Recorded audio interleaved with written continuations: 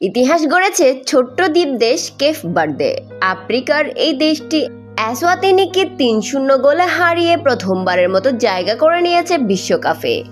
Blue sharks নামে পরিচিত দলটি পিছনে ফেলেছে মহাদেশীয় পরাশক্তি ক্যামেরুনকেও। রাজধানী ফ্রায়ার প্রথমার্ধে গোল না ফেলেও দ্বিতীয়ার্ধে ডেইলন বিব্রামেন্তো দলকে এগিয়ে দেন।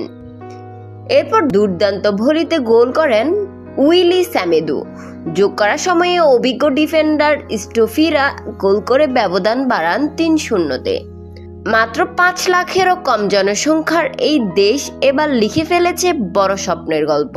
১৯৭৫ সালে স্বাধীন হওয়া কেপ ভার্দে ২০০২ সাল থেকে চেষ্টা শুরু করেছিল, সফল হলো ২৩ বছর পর। আফ্রিকার কাপ অব নেশনসেও তারা আগে জানিয়েছিল নিজেদের সামর্থ্য। এবার বিশ্বকাপের মঞ্চে কেপ ভার্দে এক নতুন অনুপ্রেরণার নাম।